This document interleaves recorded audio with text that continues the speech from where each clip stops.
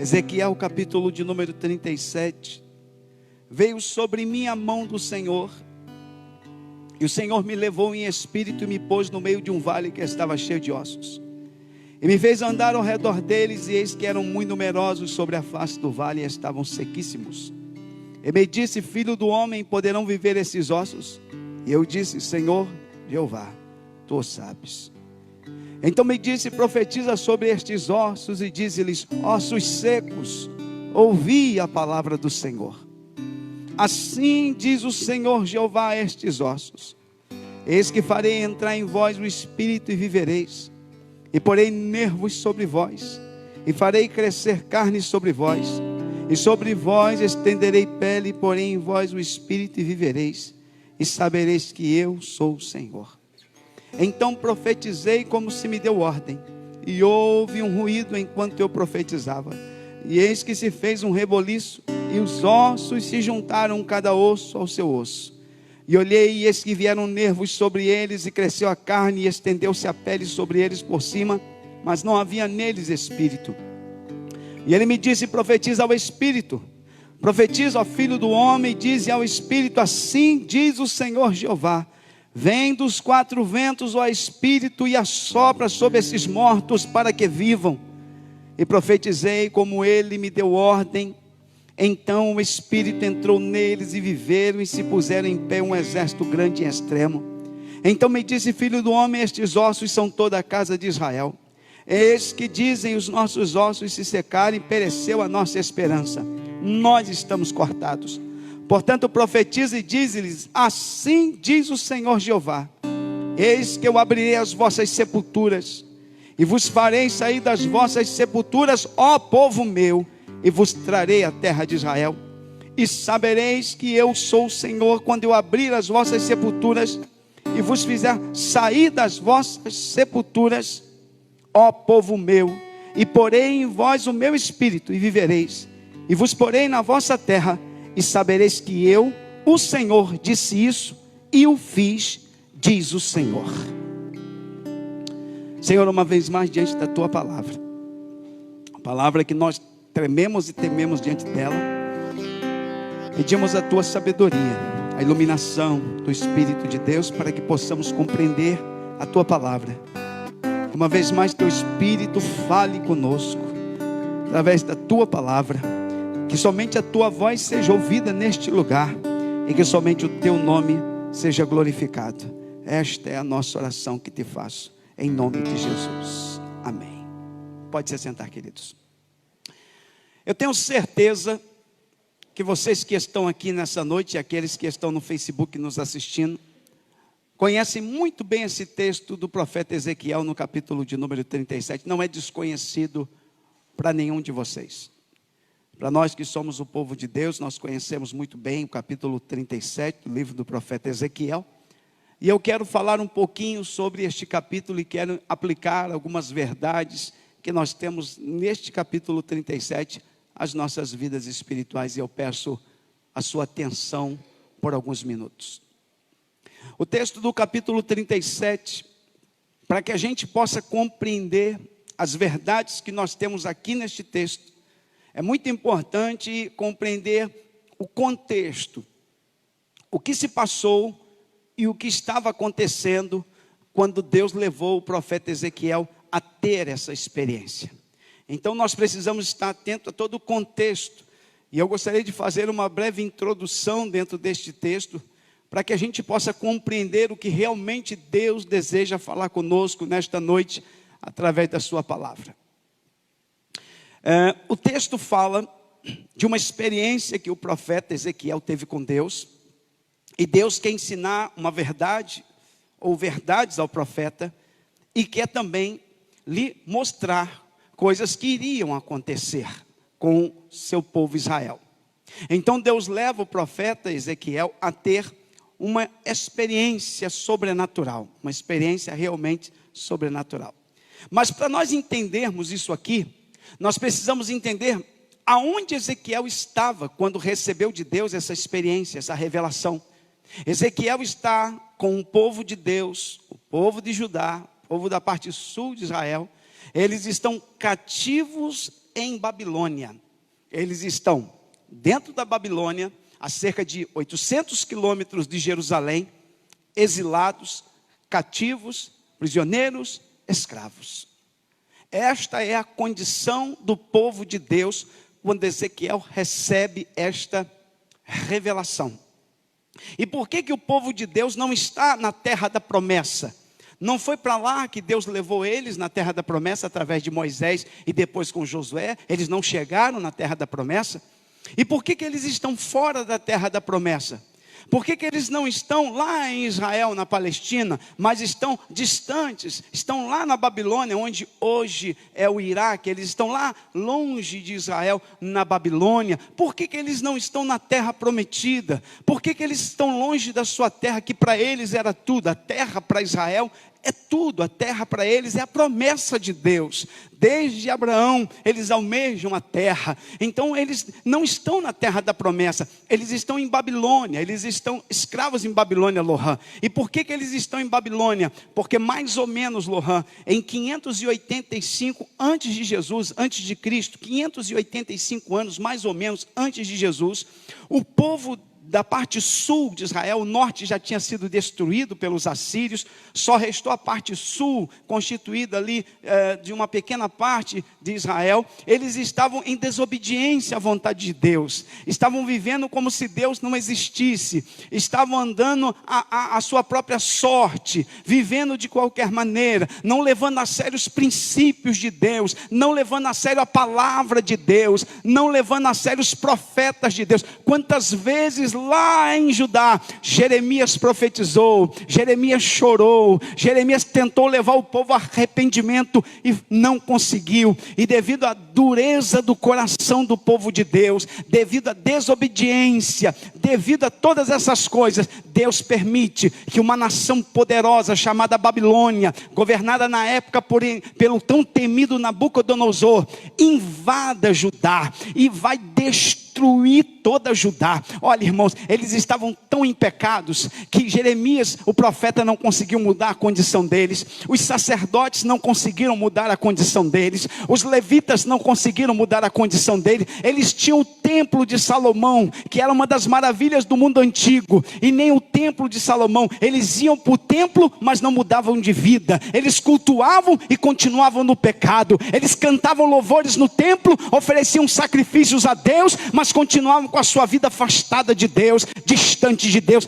Deus está olhando tudo aquilo, Deus está vendo a conduta de Israel, Deus está vendo que a religião passou a ser mera formalidade. Eles viviam uma coisa dentro do templo e outra coisa fora do templo. Deus está atento a tudo aquilo, e aí Deus levanta a Babilônia como uma vara de correção vindo do norte para Israel, e vai exatamente fazer o quê? Corrigir a nação, corrigir os crentes através de Babilônia. Babilônia vai entrar em Israel, Babilônia vai entrar na parte sul de Israel, vai destruir o templo, vai destruir as casas, vai matar pessoas, vai matar crianças, e boa parte da população, os mais nobres, mais ricos e inteligentes, vão sendo levados cativos para a Babilônia. A terra da promessa passa a ser uma terra de maldição, a terra da bênção passa a ser uma terra de maldição. E agora Babilônia está ali em Israel e levando o povo de Deus cativo. O povo de Deus está sendo levado cativo para a Babilônia. E o que o profeta Jeremias aguardava e esperava? Que houvesse uma conversão, que houvesse quebrantamento, que no momento da luta, da dor, da aflição, de ver Babilônia invadindo a sua terra, eles pudessem clamar a Deus, pedir socorro. E não houve isso. Eles continuaram com seu coração endurecido, foram para a Babilônia, e na Babilônia, em vez de se converter na Babilônia, não, continuaram longe de Deus, continuaram afastados de Deus, continuando não levando a sério os preceitos de Deus. Lá em Babilônia piorou a situação, eles começaram a se aculturar com a cultura babilônica, começaram a perder os seus princípios, perder sua fé, deixar Deus de lado. E no meio daquela apostasia toda em Babilônia, em meio a toda aquela frieza espiritual, os crentes já não viviam mais na Babilônia como crentes, os crentes viviam mais como babilônicos do que como crentes. crentes, e no meio daquele caos espiritual, em meio àquela apostasia, em meio àquele abandono, Deus vai levantar um profeta chamado Ezequiel, e vai levantar este homem com autoridade. Oh, aleluia! Porque quando a crise chega, Deus levanta os seus profetas. Quando a crise vem, Deus levanta os seus profetas. Como, pastor? Com a sua palavra. E hoje, a mensagem de hoje é: ainda há esperança. Quem pode dar glória a Deus aqui nesta noite? Diga glória a Deus.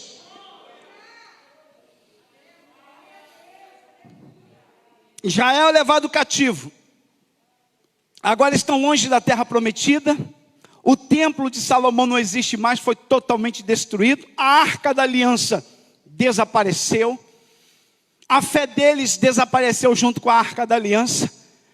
E esse povo está cativo em Babilônia. E quem está lá em Babilônia pregando para este povo? Ezequiel. Ezequiel está ali em Babilônia, levando a palavra de Deus para o povo, sendo usado por Deus para causar um despertamento no povo. Sabe por quê? Porque Deus queria que o seu povo se convertesse, e que o seu povo voltasse a servi-lo com integridade de coração, para que Deus pudesse agir e trazer seu povo de novo à terra da promessa. Esse era o desejo de Deus. Aí Deus vai incumbir quem? Ezequiel. Vai dar uma chamada profética a Ezequiel, vai levantar Ezequiel, um sacerdote, um jovem de cerca de 25 anos, que estava se preparando para ser sacerdote, e iria ser sacerdote com 30 anos, mas quando ele completa 30 anos, no ano da sua consagração ao sacerdócio, Babilônia invade a terra, destrói a terra. Eu imagino a frustração de Ezequiel. Ezequiel está triste, abatido. Perdi minha chamada, seria um sacerdote, agora não tem nem mais templo, agora não tem mais nem altar para oferecer nem mais, e ele está lá em Babilônia frustrado, angustiado, porque deixou, o chamado ficou para trás. Aí Deus vai lá em Babilônia e diz: eu vou te levantar, não como sacerdote, mas eu te levanto como profeta para a minha nação. Oh, aleluia! Quem pode dizer glória a Deus aí? E aí ele começa a sua missão profética em Babilônia. Ele vai profetizar para o povo de Deus lá em Babilônia. O povo de Deus está vivendo uma vida longe de Deus. O povo de Deus está afastado. O povo de Deus eles têm até os cultos lá religiosos. Ezequiel reúne eles lá à beira do rio Quebar, que é o rio da Babilônia, para cultuar, para trazer uma mensagem profética para eles. Mas Deus vai falar algo com Ezequiel que me choca. Ezequiel chamava o povo e dizia: vamos para o culto. Hoje tem culto lá em Babilônia, não tem templo, mas tem culto. E aonde que ele se reunia para o culto? As margens do rio. Porque para o judeu, estar cultuando a Deus numa terra pagã é maldição. Então o que eles fazem? Qual o lugar de uma terra pagã mais santo para o judeu? É as margens do rio, porque eles acreditavam que por as águas correntes passarem por ali, purificava toda aquela região. Então eles iam para as margens do rio cultuar ao Senhor. E nas margens do rio Deus falava com eles. Deus tomava o profeta e dava uma mensagem profética para eles. Eles aplaudiam a mensagem. Eles gostavam de ouvir Ezequiel. Quem vai pregar hoje? O profeta Ezequiel. Vamos rápido para a margem do rio ouvir o Ezequiel pregar, porque tem uma palavra de Deus para a nossa vida. E se ajuntava aquele monte de exilados à margem do rio para ouvir a mensagem profética de Ezequiel. Se aglomerava aquela multidão de gente para ouvir o profeta Ezequiel. Sentava ao redor dele uma multidão para ouvir a palavra de Deus que vinha por meio de Ezequiel. Mas tem uma coisa: eles ouviam a palavra, mas não mudavam de vida. Eles ouviam a mensagem, mas não mudava a conduta. Eles ouviam a mensagem e o caráter continuava o mesmo. Ezequiel se sentia como pastor, como alguém que estava pregando para mortos. Pregava, não havia mudança de vida. Pregava, eles continuavam na mesma conduta pecaminosa. Ezequiel começa a sentir por dentro que ele está profetizando para mortos, que ele está profetizando para pessoas que estão mortas. Eles não ouvem a voz de Deus, eles não dão crédito à voz de Deus. E Deus vai pegar Ezequiel e vai dar a ele uma experiência experiência sobrenatural. Ezequiel está frustrado, Eliseu. Ezequiel está para baixo, Ezequiel está cabisbaixo. Sabe por quê? Porque ele prega e não vê mudança de vida. Ele prega e não vê pessoas sendo curadas, transformadas. Ele prega, não vê conversão. Ele prega e continua o povo no pecado. Ele prega e aí ele começa a entrar em crise. Em outras palavras, talvez Ezequiel pensou: não vale a pena pregar, não adianta, ninguém muda, ninguém ser transformado. Aí Deus vai dar uma experiência a Ezequiel e vai dizer: eu posso mudar este quadro, Ezequiel. É interessante que eu vou mostrar para você na Bíblia. Hoje não é estudo da Bíblia, mas eu não vou deixar de fazer, né? Olha o que diz Ezequiel, capítulo de número 33. Abre a tua Bíblia, só para provar o que eu estou falando, para você não achar que o pastor está falando alguma coisa que está fora do contexto. Ezequiel capítulo 33, põe na tela aí para a gente, versículo de número 30. Olha o que diz o texto de Ezequiel, capítulo de número 33, versículo 30. Olha que coisa linda esse texto, irmã Andresa. Quanto a ti, ó filho do homem, Deus chama Ezequiel de filho do homem, para mostrar a natureza de Ezequiel, né? Mortal, limitado, frágil. Filho do homem ali para Ezequiel é uma figura humana. Tu és de barro, tu és limitado, tu és frágil. Diferente do filho do homem de Daniel, que é uma figura escatológica. Aí diz: quanto a ti, ó filho do homem, os filhos do teu povo falam de ti junto às paredes. Você é conhecido, você tem fama. E nas portas das casas falam um com o outro, cada um ao seu irmão, dizendo: vinde, peço-vos, e ouvi qual seja a palavra que procede do Senhor. Deus mesmo está falando com Ezequiel: você é famoso, hein? As pessoas gostam de te ouvir, gostam de aglomerar-se para te ouvir. Olha, Ezequiel, deixa eu te falar uma coisa: sua fama é tão grande que pessoas estão comentando com as outras para vir te ouvir. E juntava aquela multidão. Aí Deus está falando com o profeta no versículo de número 31. Olha o que diz o texto: e eles vêm a ti, como o povo costuma vir, se assentam diante de ti como o meu povo, e ouvem as tuas palavras, mas não as põem por obra, pois lisonjeiam com a sua boca, mas o seu coração segue a sua avareza. Versículo 32: e eis que tu és para eles como uma canção de amores, canção de quem tem voz suave e que bem tange, porque ouvem as tuas palavras, mas não as põem por obra. Ei, Deus está dizendo: olha, eles gostam de te ouvir pregar, eles gostam do sermão. Olha, você para ele é como uma canção de amor. Como faz bem eles te ouvirem, mas isso não basta. Não basta apenas ouvir a palavra. Não vai, ei, alguém está entendendo o que eu estou pregando aqui? Não basta apenas ouvir, vir na igreja e ouvir a palavra, gostar da palavra. Que mensagem, que sermão. O que Deus está dizendo com Ezequiel: não adianta, Ezequiel, não adianta elogiar o sermão, elogiar a palavra, elogiar a mensagem, se você não vive esta palavra. Deus estava dizendo: eles vêm te ouvir, eles gostam do sermão, gostam da pregação, gostam da exposição da palavra, mas tem uma coisa, Ezequiel: eles não vivem nada do que tu ensina, eles não põem em prática a palavra, e é por isso que eles estão nessa condição. Que mensagem dura. Olha o versículo 33, diz assim: 33, mas quando vier isto, e eis que está para vir, meu Deus, então saberão que houve no meio deles um profeta. Continua anunciando, continua falando, Ezequiel. Deixa, se eles não vivem o que tu prega, se eles não vivem o que tu ensina, não pare de pregar, não pare de ensinar, continua, porque, ei, vai chegar o tempo do juízo, vai chegar o tempo do acerto de conta, vai chegar o tempo que a trombeta soar, e eles vão saber que houve um profeta no meio deles. Quem está me entendendo, diga glória a Deus. Eu só fiz essa introdução para mostrar para vocês, isso é só a introdução, para mostrar para vocês que o quadro era crítico. Ezequiel está frustrado, sabe por quê? Ele prega, ensina, mas não há mudança, não há quebrantamento, não. E diante daquele quadro, Ezequiel entra em crise, e eu imagino Ezequiel dizendo: não vale a pena pregar, não adianta, eles não mudam. Se a mensagem não agrada, busca outro lugar para congregar. Se a mensagem agrada, não muda de vida. O que fazer diante de um quadro desse? Eu imagino comigo que Ezequiel começou a pensar em não pregar mais, irmã Cláudia. Não adianta. Já falei, já preguei, já ensinei. São tantos anos pregando e não há mudança.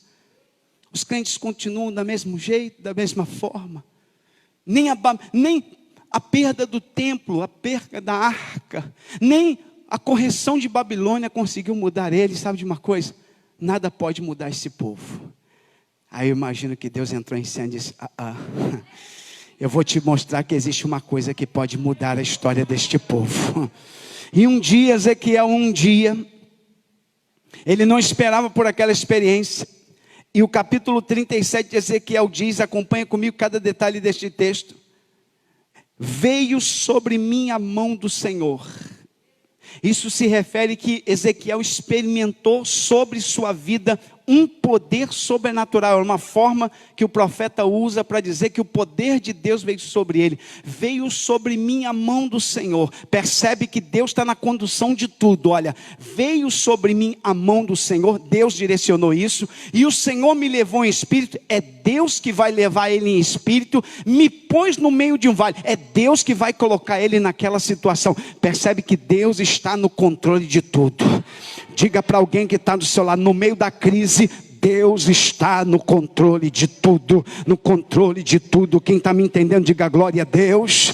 Deus está conduzindo o profeta. Deus está coordenando. A mão de Deus vem sobre ele, leva ele em espírito, coloca ele aonde Deus quer. E aonde era? No meio de um vale que estava cheio de ossos. Por que Deus levou ele nessa revelação? Por que Deus vai levar ele para o meio de um vale de ossos? Primeiro, porque ele é sacerdote e ele sabe muito bem que ossos são resquícios de cadáveres. E ele, como sacerdote, sabe que aquilo ali é imundo. Deus está mostrando a condição espiritual dos crentes da época. Aos meus olhos, eles estão mortos e são imundos. Então Deus diz, o texto, versículo 2, diz assim: e me fez andar ao redor deles. Deus leva o profeta a caminhar ao redor, a ver a situação, a contemplar. E eram muito numerosos sobre a face do vale e estavam numa condição terrível, sequíssimos. E me disse: filho do homem, a voz de Deus vai ecoar aos ouvidos de Ezequiel e vai dizer para ele: poderão viver esses ossos? Em outras palavras, olha como Deus é, gente. Olha como Deus é pedagogo, sabe trabalhar, sabe ensinar, sabe corrigir. Ei, Ezequiel está em crise. Deus mostra uma condição terrível, de um vale cheio de ossos. E Deus disse para Ezequiel: é possível mudar a condição deste lugar? É possível, filho do homem, que haja uma mudança neste lugar? É possível, filho do homem, que esses ossos venham reviver? Olha o que diz: filho do homem, poderão viver esses ossos? O que Deus está falando com Ezequiel? Humanamente falando, era impossível. Cientificamente falando, impossível. Ninguém poderia mudar naquele quadro. Ei, Ezequiel, é interessante que Deus é lindo demais. Quando a gente estuda, fica maravilhado, porque Ezequiel já tinha ouvido falar de Deus ressuscitando pessoas mortas, mas que ainda tinham carne. Mas Ezequiel nunca tinha ouvido falar que Deus ressuscitou alguém que estava no osso. Oh, meu Deus do céu! Aponta a mão para alguém e diga: Deus ressuscita até quem está no osso. Aleluia. Eu não sei qual é a tua condição aqui nesta noite. Eu não sei qual é o teu quadro nesta noite. Mas eu sei que nós servimos a um Deus que ressuscita até quem está no osso. Quem está me entendendo, diga glória a Deus aí. Aleluia. Aleluia. É por isso que Deus mostra para ele os ossos. Ele poderia mostrar apenas cadáveres. Não, mas Deus faz questão de que a carne desapareceu, os nervos desapareceram, tendões desapareceram. Só havia ossos, mais nada, sequíssimos. E aí Deus diz assim ao profeta: poderão viver? É possível dar vida a isso? É claro que o profeta sabe que é impossível aos olhos humanos. Aí o profeta vai dizer: Senhor Jeová, eu não tenho como te responder, Senhor, só tu sabes. Em outras palavras, isso está fora do meu alcance. Eu sou profeta, mas está fora do meu alcance. Deus ali estava corrigindo Ezequiel. Ezequiel lá no interior estava dizendo: não tem jeito para Israel, não tem jeito para este povo, não tem jeito para este ou para esta. Aí Deus estava dizendo: eu posso mudar esta condição, eu posso mudar esta condição. Alguém está me entendendo? Diga glória a Deus. Quem sabe hoje vidas serão mudadas, tua condição. Meu irmão, eu estou pregando algo aqui nesta noite forte de Deus para a tua vida. Hoje Deus pode mudar a tua condição neste lugar. Oh aleluia, oh aleluia. Ei, eu estou falando de um Deus que muda a condição. Me ajuda aí, Gabriel, por um minuto. Eu estou pregando Silvia aqui nesta noite de um Deus. Eu já vi Deus mudar a condição de gente que entrou na igreja desesperado, angustiado, querendo morrer, querendo matar. Mas naquele dia a palavra veio, o Espírito veio e mudou aquela condição. Aquela pessoa entrou seca, sem vida na igreja, mas Deus deu vida. Oh, aleluia. Só aqueles que creem que Deus dá vida. Pode ser osso seco, mas Deus dá vida. Levanta a mão para o céu. Só quem crê que Deus dá vida. Pode ser osso seco, mas Deus dá vida. Alguém olha e diz: não tem jeito para este, não tem jeito para esta, não tem como mudar essa situação. Aí Deus entra em cena e diz: quem disse que não? Oh, aleluia, aleluia. Será que tem alguém aqui ouvindo o que Deus está dizendo aqui nesta noite? Tem alguém ouvindo o que Deus está falando? Não bote limite no poder de Deus. Não imponhas limite no poder de Deus. Ezequiel, poderão viver esses ossos? Ezequiel vai emudecer diante da grandeza de Deus. Diz: Senhor, só tu sabes. Aleluia, aleluia. Ali Deus está corrigindo o profeta. Ali Deus está dizendo: quem é você para colocar limites no meu poder? Ainda há esperança, Ezequiel. Ainda há esperança, meu filho. Oh, glória, glória, glória. Oh, glória. Aleluia, aleluia. Mas como mudar esta condição, Deus? Eles estão exatamente assim, são ossos secos, sem vida. Eles ouvem a palavra e parece que são cadáveres. Não entram, não põem em prática a palavra. Não tem vida, não tem nada, não tem atitude. Eles estão mortos, Senhor. E a palavra de Deus vem a Ezequiel: poderão viver estes ossos? Poderão viver esses ossos? Aí Ezequiel diz: Senhor, Yahvé, tu sabes. Meu Deus, como Deus estava trabalhando no profeta naquele momento. É óbvio que Deus estava mostrando ao profeta que podia mudar aquele quadro crítico. Ei, irmão, deixa eu falar uma coisa para você. Nós temos um Deus na irmã Irene, que para Ele nada é impossível. Pode não ter jeito para medicina, mas tem jeito para Deus. Pode não ter jeito para o homem, mas para Deus tem jeito. Ele abre caminho onde não tem caminho. Eita. Alamanchor, que levante. No dia que Israel ficou cercado, Moisés: agora nós vamos perecer. O povo desesperou, procurou Moisés: vamos morrer. Moisés foi clamar e Deus disse: por que clamas a mim? Ora, eu fico impressionado com o senso de humor de Deus. Por que clamas a mim? Estou cercado. Faraó está vindo aí, não tem saída. Deus estava dizendo: meu filho, não tem saída para você. Você não está vendo saída, mas a saída já está aí na tua frente.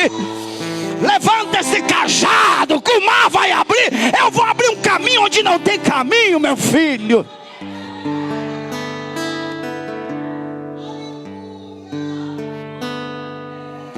Nós colocamos limite no poder de Deus. A nossa incredulidade às vezes impede de experimentarmos coisas sobrenaturais de Deus. Quem é este que até o vento e o mar lhe obedecem. Quando eles despertaram Jesus no meio daquela tempestade, eles não estavam imaginando que Jesus ia acalmar o vento, eles queriam uma ajuda ali para conduzir aquele barco. Nunca imaginaram que Jesus ia acalmar a tempestade. Eles não tinham esse conhecimento de Jesus ainda, por isso que eles ficaram pasmos, porque Jesus fez o que eles não esperavam que Jesus fizesse. Ei, Jesus vai fazer o que você não espera. Ele vai muito mais além do que você pede e pensa. Meu Deus, alguém está entendendo? Diga glória a Deus aí. Quem está recebendo esta palavra nesta noite, diga glória a Deus.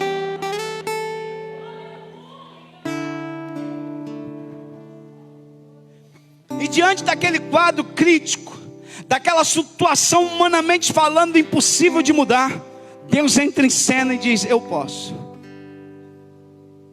Mas como o Senhor vai fazer? Aí Deus diz no versículo 4: então me disse, profetiza sobre esses ossos. E diz-lhes: ossos secos, ouvi a palavra do Senhor. Peraí. Se em carne ele já não ouvia, imagina agora só em osso. Mas agora ele está vindo com a mensagem direta de Deus. E Deus estava dizendo: ei, se eu quiser até osso ouve a minha voz.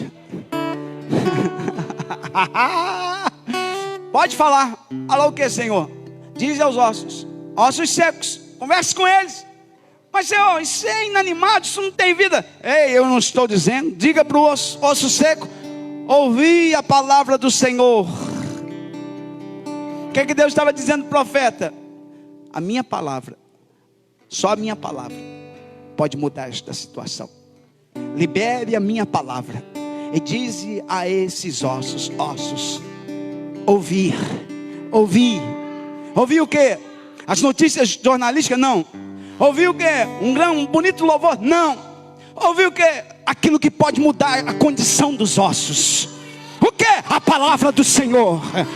A palavra do Senhor. Libera a palavra. Diga, ossos secos, ouvi a palavra do Senhor. Deus está dizendo: meu filho, a minha palavra pode mudar este quadro. Meu irmão, ei, quando nada existia, nada, eu quero que você dê glória a Deus. Lá em Gênesis 1, quando nada existia, não existia nada, nem matéria-prima para formar alguma coisa, disse Deus: haja luz. Deus libera a palavra e do nada a luz surge. Quem está me entendendo, diga glória a Deus. Diga glória a Deus. Deus com a sua palavra pode fazer acontecer aquilo que ao homem é impossível. Deus com a sua palavra pode fazer o sobrenatural acontecer. Tem muita gente atrás de revelação, atrás de visão, atrás de profecia. Eu quero dizer uma coisa para você: a palavra de Deus pode mudar a história da tua vida. Aponte a mão para alguém e diga: a palavra. Aponte a mão e diga: você precisa da palavra. Aponte a mão para alguém que está do teu lado e diga: a palavra de Deus é suficiente para mudar a tua história.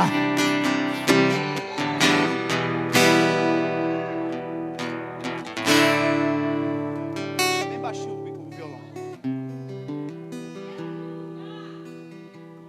Dize aos ossos secos, ouvi a palavra do Senhor. Então Deus vai ensinar de que há esperança para aquele vale. E aquele vale representa a casa de Israel.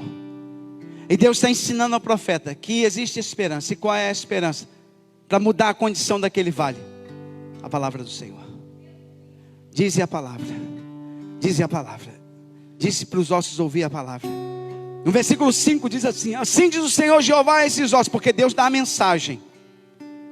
Não é a mensagem que o profeta quer entregar, é a mensagem que Deus quer que entregue. E qual era a mensagem? Versículo 5: assim diz o Senhor. Era assim que os profetas entregavam aquilo que Deus queria que entregasse. Assim diz o Senhor. A quem? Aos ossos. Aquilo que está sem vida, aquilo que já passou por um processo de decomposição e agora virou apenas ossos secos. Aquilo que esteve vivo um dia e hoje está morto. E qual é a palavra para ele? Assim diz o Senhor.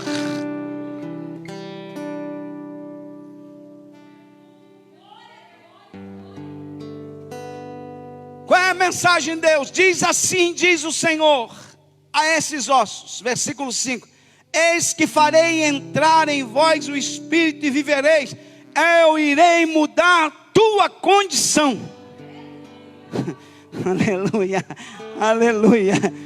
Porém nervos sobre vós, fareis crescer carne sobre vós estenderei pele, porém vós o Espírito. Percebe que é um processo de restauração.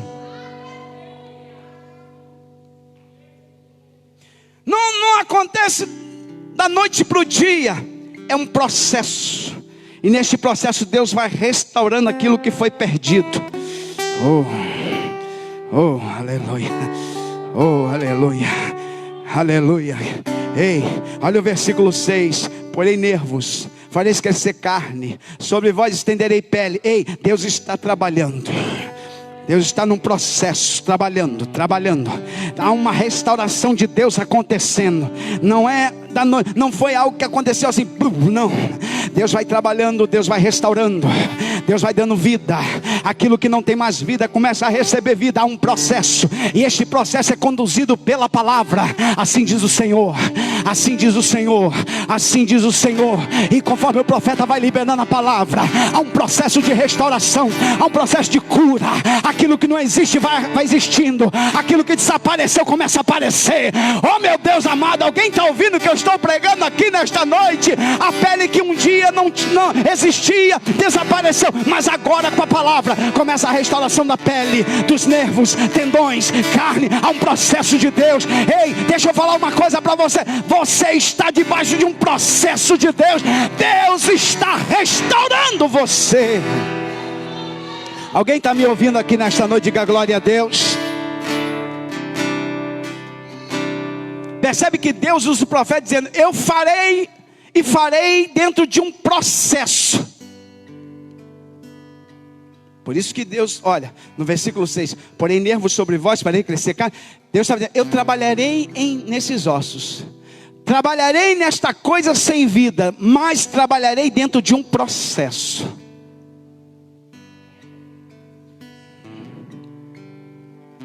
Diga para alguém que está próximo a você, diga assim: não vai ser da noite para o dia, vai ser um processo. Aí hoje eu quero entrar na igreja, receber uma carga forte. É um processo. A restauração é um processo, a renovação é um processo, Deus te levantar é um processo. Quem está me entendendo, diga glória. Não se afobe, aguarde, Deus está trabalhando. Você pode não estar vendo, mas existe um processo de restauração, de renovação. Deus está trazendo vida a coisas que não tinha mais vida. Você pode não estar percebendo, mas Deus, através da sua palavra, está restaurando coisas em você que estava morta.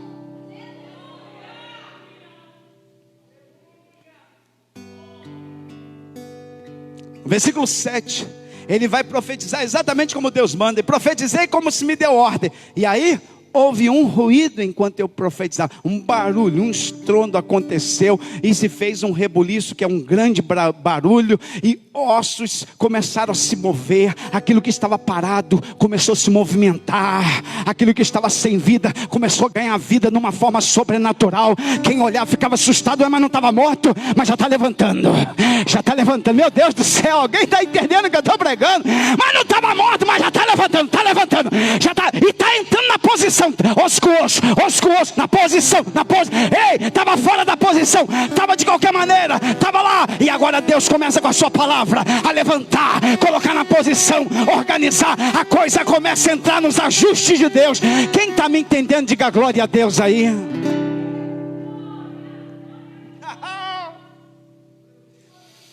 Começa a haver um barulho, um ruído, um movimento de osso para lá, para cá, aquele barulheiro, e Deus está trabalhando. Eu imagino que aquilo ali deve ter voado osso para tudo que é lado, para cá, para lá, aquela coisa. Mas o que demonstra que aquilo que estava morto, parado, sem vida, agora ganha vida. O sobrenatural de Deus começa nos ossos. Repita comigo assim: o sobrenatural de Deus começou nos ossos. Por que começa nos ossos? Porque osso é a estrutura do corpo.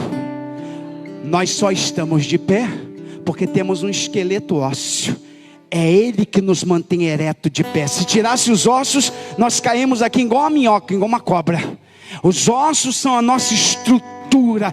Deus começa trabalhando na estrutura. Não. Alguém tá precisando ouvir isso. Hey, não vai ser na parte externa. Não vai ser falando em línguas alto. Não vai ser saltando, virando. Não. Deus vai começar trabalhando na tua estrutura, no teu interior. Vai te dar estabilidade para começar a fazer a restauração. Meu Deus, é muito forte que Deus está falando aqui nesta noite. Quem pode dizer glória a Deus aí? Aleluia, aleluia. É na estrutura. O poder de Deus começa a atingir os ossos fala da estrutura. Ali eles começam a se levantar, porque não tem como ter um corpo de pé sem estrutura. E Deus vai trabalhando na estrutura. E Deus nessa noite está trabalhando na estrutura de gente que entrou aqui, de gente que está no Facebook. Eu quero dizer para você que me assiste, Deus está mandando eu liberar esta palavra. Deus está agindo na tua estrutura. Aleluia. Quem crê aqui que Deus está trabalhando na estrutura, levanta a mão para o céu. Levanta a mão para o céu, diga glória a Deus. Levanta a mão para o céu, diga glória a Deus. Deus está trabalhando na estrutura. Ei, tua estrutura foi balançada diante das crises, dos problemas, das aflições. Você estava como aqueles ossos ali naquele vale. Ai, Deus está agindo, está liberando a palavra, está atingindo esses ossos. Os ossos estão entrando na posição. A estrutura está sendo erguida novamente. Por quê? Porque há um processo de restauração de Deus vindo aí. Se prepara, porque está vindo aí um processo de restauração de Deus sobre a tua vida. Quem crê, diga glória a Deus. Oh, aleluia, aleluia. Tem gente ouvindo isso? Fez um rebuliço, os ossos começaram a se ajuntar, e ele está olhando, e aí começa o processo. Depois que os ossos se ajuntaram, que Deus trabalhou na estrutura, aí ele começa a perceber que os nervos estão vindo. Versículo 8, a carne, a pele. Meu Deus, Deus é um Deus de processos, irmã Thelma. Você está cantando aqui, eu estava olhando. Isso é processo de Deus. Isso não começou agora. Deus já estava trabalhando em você há muito tempo. Começando na tua estrutura, depois foi te revestindo, trabalhou por dentro e depois foi te revestindo por fora. Percebe que nervos e tendões falam de algo interno, mas pele fala de algo externo. Deus está trabalhando por dentro e por fora, está trabalhando na restauração dos seus filhos, está levantando, está dando meu Deus, alguém está me entendendo? Diga glória a Deus. Levantou, houve um processo de restauração. Os ossos foram revestidos de nervos, carne, pele, tudo num processo, Libiane. Libiane nem imaginava isso.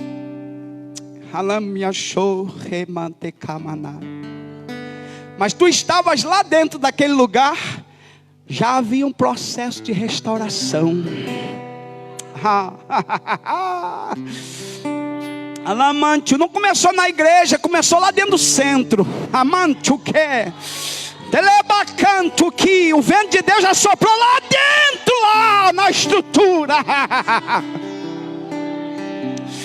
Amante, calamante, o reminai.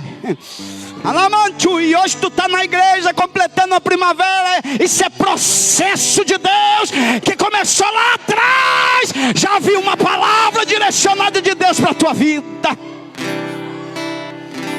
E nem as portas do centro puderam impedir que a voz de Deus ecoasse lá dentro e começasse a trabalhar na tua estrutura. Oh, aleluia, meu Deus. Tem gente sentindo presença, eu não sei se quem está sentindo, mas se você está sentindo, dê lugar a Deus, adore a Deus nessa, porque Deus está trabalhando. Dá um reboliço, irmã Libiane, lá dentro daquele lugar houve um reboliço, e nesse reboliço Deus estava dizendo: eu restauro. Amanacamacho, elebacanto, lilabacha levase.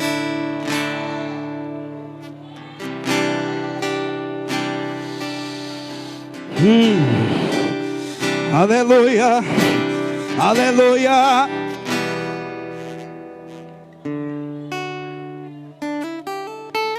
No versículo 9, fazendo parte do processo de restauração, ele me disse: profetiza ao Espírito, porque haviam corpos, mas não havia vida. Profetiza ao Espírito. Espírito aqui é ruach, no grego, no hebraico é fôlego de vida, aquilo que Deus soprou sobre o boneco de barro Adão. No hebraico, Adão, Deus sopra sobre as narinas de Adão. Adão, um boneco de barro, e Deus vai lá nas narinas dele e faz assim, ó. O boneco de barro ganha vida e se levanta. E agora nós temos um exército, mas não tem vida. E Deus diz assim: eles precisam receber o fôlego de vida, o sopro divino. Diz ao sopro, diz ao Espírito, diz à vida: Espírito, vem dos quatro cantos. Olha lá, olha o versículo 9. E ele me disse: profetiza ao Espírito, profetiza ao Filho do Homem, diz ao Espírito: assim diz o Senhor Jeová, vem dos quatro ventos ou dos quatro cantos, ó Espírito, e assopra sobre estes mortos para que vivam. Ei, e ele fez, versículo 10, e profetizei como ele me deu ordem. Ele está submisso à voz de Deus, ele está submisso à mensagem, ele está submisso à profecia. Então, depois que profetizei, a palavra foi liberada, o Espírito entrou neles e viveram, se puseram em pé, um exército grande e extremo. Ei, Deus veio e deu vida aquilo que estava sem vida, aquilo que estava morto, Deus deu vida. Ei, libera a palavra e diz ao Espírito: Espírito, vem dos quatro ventos. E aí ele vem, ele profetiza norte, sul, leste, oeste, os quatro pontos cardeais. Isso significa dizer que o Espírito está em toda a terra. Sai de toda a terra e vens, e entra, e dá vida, e começa a dar vida. Deus hoje está liberando palavra de vida, e tem gente recebendo vida aqui nesta noite. Se entrou morto aqui, Deus está dando vida. Se entrou em decomposição, hoje é noite de restauração. Se entrou só no osso, Deus está dando vida. Está revestido de carne, de nervo, de tendão, de pele, e o Espírito de Deus virá sobre ti e vai te dar vida nesta noite.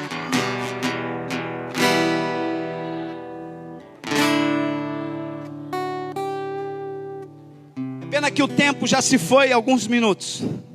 Mas Deus vai dizer ao profeta Ezequiel, vai dizer: tanto assim diz o Senhor, versículo 12: eis que eu abrirei as vossas sepulturas e vos farei sair das vossas sepulturas, ó povo meu. Vocês estavam mortos, já sepultados, mas eu sou Deus que tiro da sepultura.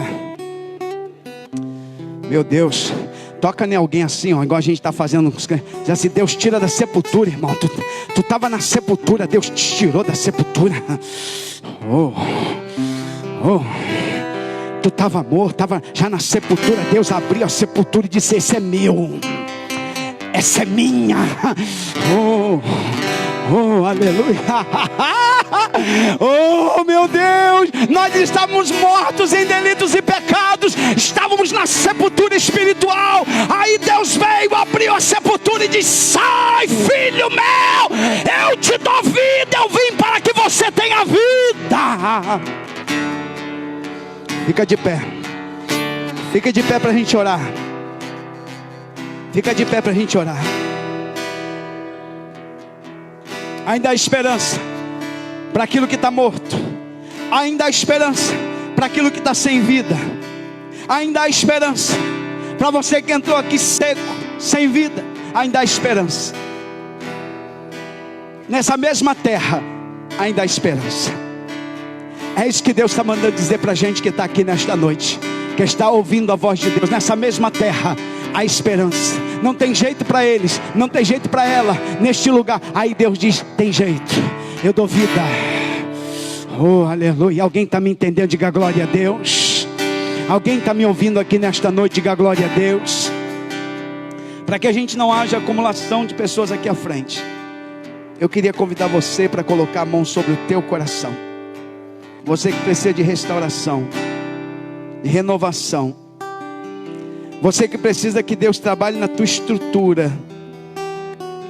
Você que está na internet me assistindo, pode fazer, se você puder fazê-lo também. Põe a mão no teu coração. Você que está necessitado de que Deus trabalhe na tua estrutura.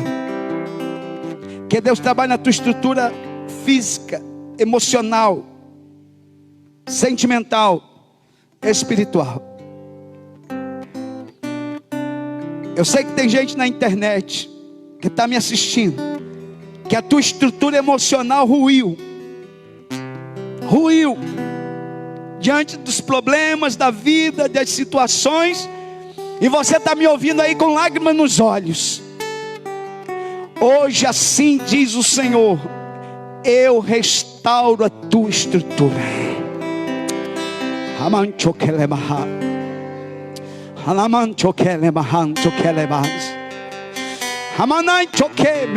Recebe essa palavra que é de Deus para a tua vida.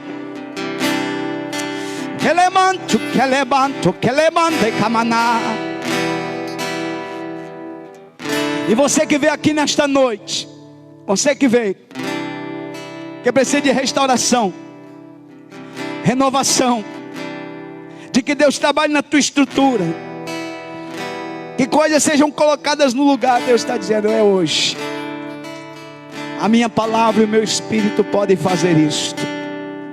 Você pode não conseguir, os médicos podem não conseguir, os psicólogos, os terapeutas, os psiquiatras, mas Deus pode fazer isto. Deus pode fazer o que o homem não consegue fazer. Deus pode fazer o que os médicos não podem fazer. Deus pode fazer o que os medicamentos não podem fazer. Deus pode fazer com aquilo que as terapias não podem fazer. Deus pode. E eu estou diante da igreja que crê. Nós não estamos aqui brincando de ser crente. Nós estamos diante de um Deus vivo. Alguns meses atrás, eu vi a minha esposa morta. Quantos meses, Fernando? 8 meses. Eu vi minha esposa no CTI, entre a vida e a morte. E é por isso que eu digo para você que está aqui nesta noite: nós temos um Deus que tira da sepultura.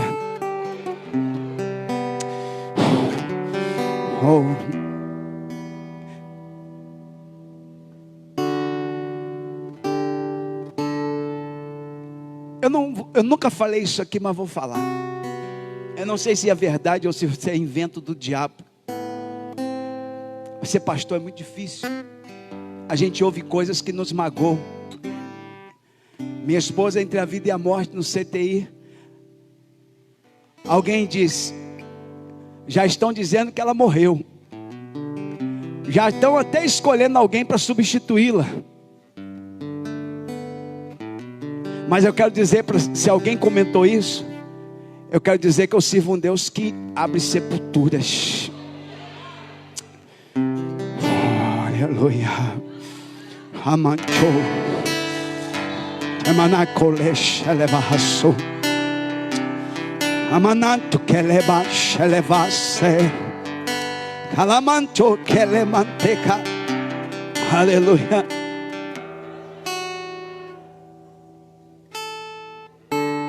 E como ela foi a pessoa que eu vi estar entre a vida e a morte naquele CTI, sem esperança, faz a oração por nós, velho.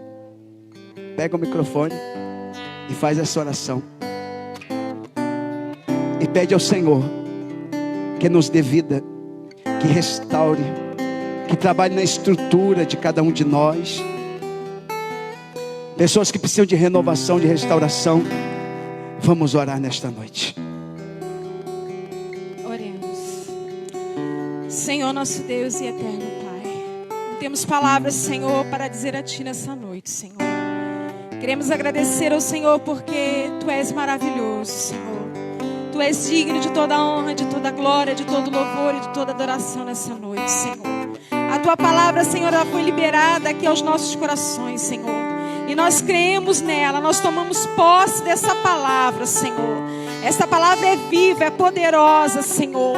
E em nome de Jesus nós oramos nesse momento, Pai. Te pedindo, Pai, que Tu traga vida, Pai, para aqueles que já morreram, Senhor. Traga vida, traga esperança, Senhor. Ressuscita sonhos, Senhor. Ressuscita vidas, Senhor. Ressuscita vidas espirituais aqui neste lugar. Tu és o Deus que cura. Tu continua o mesmo. Tu és o Deus de ontem, de hoje e será eternamente. Tu continua a curar, Tu continua a libertar, Tu continua a fazer coisas impossíveis, Senhor, aos olhos humanos, Senhor. E por isso nós estamos aqui, Pai, diante desse Deus Todo-Poderoso, clamando a este Deus que dê vida àqueles que precisam nessa noite, Senhor. Tu és esse Deus, Senhor, que por 2 vezes me tirou, Pai. Me tirou, Pai, da morte, Senhor, me trouxe a vida, Pai. Me trouxe esperança, Senhor. E hoje eu estou aqui, Senhor, para glorificar o Teu nome, para bendizer o Teu nome, para dizer a este mundo, Pai, que Tu ainda realiza milagres, Senhor, que ainda Tu faz, Senhor, coisas que para o homem é impossível, mas que para Ti nada é impossível, Senhor. Eu entrego a Tua igreja em Tuas mãos, Senhor. Tu conhece cada necessidade, Tu conhece o que o Teu povo precisa. Talvez alguém esteja aqui precisando, Pai, de um milagre na sua vida espiritual, emocional, física, eu não sei, mas Tu sabes, Senhor, porque Tu sondas corações, Senhor. Tu sabes o que se passa dentro de nós, e eu Te peço o Teu milagre para cada um de nós nessa noite. Entregamos a Ti e já Te agradecemos, Senhor, no nome de Jesus, amém. Você pode aplaudir Jesus com alegria? Não, aplauda com alegria. Vamos aplaudir Jesus com alegria.